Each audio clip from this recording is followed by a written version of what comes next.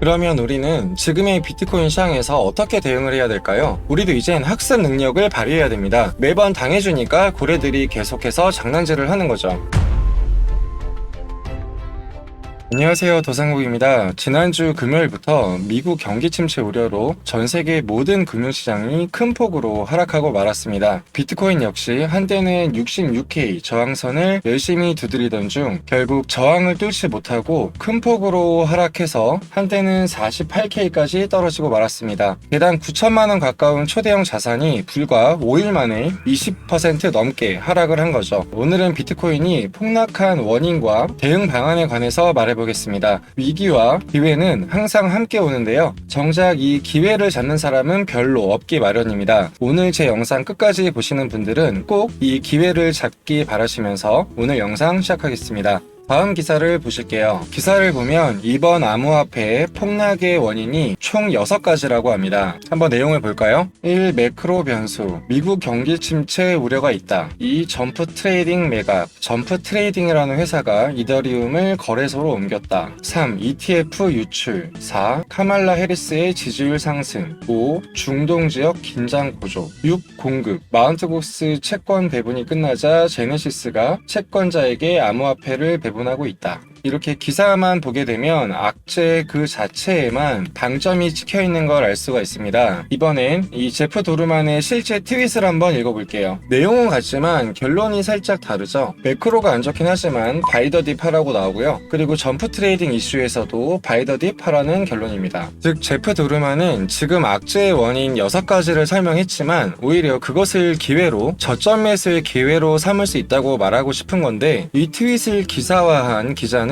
그런 결론을 말하지 않고 공포심 자극에만 집중한 듯합니다. 이 기사만 읽은 분들은 공포 때문에 패닉셀에 동참할 가능성이 높을 수밖에 없고요. 반면에 트윗까지 꼼꼼히 읽은 분들은 공포를 이겨내고 저점 매수의 기회로 삼을 수도 있겠죠. 전자와 후자 중에 누가 수익을 낼지는 알 수 없지만 이성적인 투자자가 누군지는 분명해 보입니다. 또한 비트코인이 폭락한 6가지 이유 중에 매크로 변수, 고용지표 때문에 비트코인이 하락했다는 건 개인적으로 동의할 수가 없는데요. 기사를 볼게요. 미국발 경기 침체 공포, 아시아마저 삼켰다. 일본 대만 지수 장중 7%대 폭락. 이런 제목입니다. 이때 일본과 대만뿐만이 아니라 전 세계 증시가 폭락을 했습니다. 기사 내용을 좀 더 볼게요. 미국 7월 고용 보고서에서 실업률이 3년 만에 가장 높게 나왔다. 이런 악재가 전 세계 증시를 뒤흔들고 있다. 라는 내용입니다. 실업률이 3년 만에 가장 높게 나왔다고 하는데요. 기사를 보면 이것 때문에 폭락했다는데 코로나 이후에 미국은 인플레이션을 막기 위해서 금리를 의도적으로 높여서 경기 침체를 일으켰어요. 그런 노력 끝에 현재 물가를 지금 잡고 있고요. 그래서 9월 금리 인하에 대한 기대감도 커진 상황인데요. 여기서 경기 침체는 곧 실업률 증가거든요. 오히려 그동안 실업률이 안 높아졌던 게 이상했던 상황이란 말이죠. 월가와 금융시장에서도 실업률과 금리의 반비례 관계를 알고 있을 텐데 이렇게 과민하게 반응하고 공포를 일으키는 이유가 뭘까요? 저는 이게 월가의 전략이라고 봅니다. 포모를 일으켜서 숏으로 수익을 내고 우량주와 비트코인의 가격을 떨어뜨려서 싼 가격에 매수하려는 전략. 이미 수백 번 써먹은 전략이고 앞으로도 계속 써먹을 전략이죠. 제가 보기엔 비트코인 시장도 마찬가지인데요. 이번 매크로 위기를 고래들이 잘 이용하고 있는 듯합니다. 불이 난 상황에서 고래들이 살짝 더 부채질을 하고 있는 거죠. 거래소의 비트코인 보유량을 보겠습니다. 보시다시피 이 파란색 선이 거래소 보유량인데요. 이 거래소 보유량은 계속해서 하락 중이고요. 지금 현재는 역대급으로 가장 보유량이 적습니다. 이렇게 거래소 보유량이 감소한다는 건 매도 압력이 줄어드는 걸 의미하고요. 수요와 공급의 법칙에 의해서 공급이 없으면 가격은 하락보다는 상승해야 정상입니다. 그런데 현실은 비트코인의 가격이 큰 폭으로 하락을 했습니다. 그 이유를 한번 찾아볼게요. 이번엔 거래소의 고래 비율을 볼게요. 보시다시피 거래소 고래 비율은 계속해서 증가하는데요. 이렇게 고래 비율이 증가하게 되면 비트코인의 가격은 고래들의 꼬리질 한 번, 입김 한 번에 가격이 올라갈 수도 내려갈 수도 있게 됩니다. 보통 거래소 보유 물량이 적어지면 오히려 매수 압력이 더 커져야 정상이고 급하락이 나오면 안 되는데 이번에 이렇게 급하락이 나왔다는 건 특정 고래 세력의 장난질을 의심해 볼 수가 있습니다. 그래도 다행인 점은 거래소의 보유 물량 자체가 역대 최저로 작기 때문에 고래들의 매도 장난질은 한계가 있다라는 점입니다. 매도 압박을 계속해서 주고 싶어도 매도할 물량이 없다면 방법이 없으니까요. 매수호가창을 볼게요. 매수호가창이 쌓여있는 비트코인의 개수가 387개, 370개인데요. 이 말은 누군가 지금 당장 비트코인 380개를 시장가 매도하게 되면 비트코인의 가격이 55K에서 53K까지 순식간에 떨어질 수도 있음을 의미합니다. 시장가로 4,000개를 한꺼번에 매도하게 되면 53K가 아니라 40K까지 순식간에 떨어질 수도 있는 거죠. 이런 식으로 하락빔, 상장빔이 발생하는 건데요. 다행스러운 건 아까 온체인 데이터를 봤듯이 거래소 보유 물량이 역대 최저입니다. 그래서 이 상황에서 특정 고래가 시장가 매도를 던진다고 해도 그 매도량이 한정적이기 때문에 일반 투자자들이 충분히 매수를 받아줄 거라 보고 있습니다. 그러면 우리는 지금의 비트코인 시장에서 어떻게 대응을 해야 될까요? 우리도 이젠 학습 능력을 발휘해야 됩니다. 매번 당해주니까 고래들이 계속해서 장난질을 하는 거죠. 고래의 꼬리짓에 흔들리지 않으려면 고래들이 변동성을 키울 때 그 흐름을 타면 됩니다. 그런데 문제는 어디가 저점인지 고점인지 알 수가 없다라는 건데요. 고래가 어디까지 가격을 내릴지 고래의 마음을 아는 건 고래들 뿐이니까요. 특히 장기적인 관점은 우상향이라고 우리가 생각을 해도 언제 하락뱀이 나올지 모르기 때문에 참 힘이 든 상황입니다. 이런 상황에서 저는 롱 그리드 매매로 대응을 하는데요. 그리드 매매를 하면 저점과 고점을 찾을 필요가 없습니다. 그리고 롱 그리드 매매를 하게 되면 원화 말고 코인 수량에 집중을 할 수가 있고요. 우리가 코인의 가치를 자꾸 원화나 테더로 환산하려는 습관 때문에 마음이 조급해지고 고래의 장난질에 넘어가는 일이 발생하는 겁니다. 코인 수량에 집중하게 되면 가격이 떨어질 때 같은 액수의 돈으로 코인을 더 많이 살 수 있다. 이런 식으로 워렌 버핏의 마음가짐으로 투자를 할 수 있게 됩니다. 그리드 매매와 분할 매수는 차이점이 있는데요. 분할 매수는 매도 계획이 따로 없이 계속해서 평균 매수 가격을 낮추는 전략이고요. 그리드 매매는 저점 매수도 하면서 동시에 계속 고점 매도를 하는 겁니다. 즉 그리드 매매는 계속 일부는 현금화가 된다는 점, 유동성이 확보된다는 장점이 있죠. 물론 이 그리드 매매도 완벽하지 않습니다. 코인 가격이 아래쪽으로 그리드 범위를 벗어나게 되면 손실이 커질 수 있습니다. 따라서 항상 시드를 남겨놔야 하고 그리드를 벗어났을 때 어떻게 대응할지도 미리 준비를 해야 됩니다. 저라면 그리드를 벗어난다는 건 좋은 물건이 박앤세일 한다는 관점으로 접근을 하기 때문에 따로 준비한 시드로 비트코인을 더 매수하고 그리드 거미줄을 재설정하는 방법을 택할 것 같습니다. 그리드에 관한 좀 더 자세한 내용은 제 이전 영상 참고해 주시길 바랄게요. 오늘 영상 정리하겠습니다. 1. 뉴스 포모에 속지 마라. 2. 미국은 물가를 잡기 위해 의도적으로 경기 침체를 일으켰고 그로 인한 실업률이 높아지는 것은 당연한 거다. 3. 실업률 상승과 같은 예고된 악재는 더 이상 악재가 아니다. 이 사실을 고래들, 스마트머니는 알고 있다. 4. 비트코인의 하락은 실업률 상승이라는 포모에 고래들의 입김이 추가되어 큰 폭의 하락이 발생한 것이다. 5. 그러나 거래소 자체의 보유 물량이 역대 최소이기 때문에 고래들의 매도 물량 압박도 오래가지는 못한다. 6. 고래를 이기려면 저점과 고점을 찾으려고 하지 말고 그리드 매매를 해서 코인 수량 늘리기에 집중해라. 이렇게 정리해봤습니다. 개미가 고래를 이기려면 고래와는 다른 게임을 해야 됩니다. 바다에서 수영으로 이기려고 하지 말고 땅을 파는 게임을 해야 되겠죠. 오늘 영상이 도움이 되셨다면 구독과 좋아요 부탁드리겠습니다. 다음에도 좋은 영상으로 준비해서 찾아뵐게요.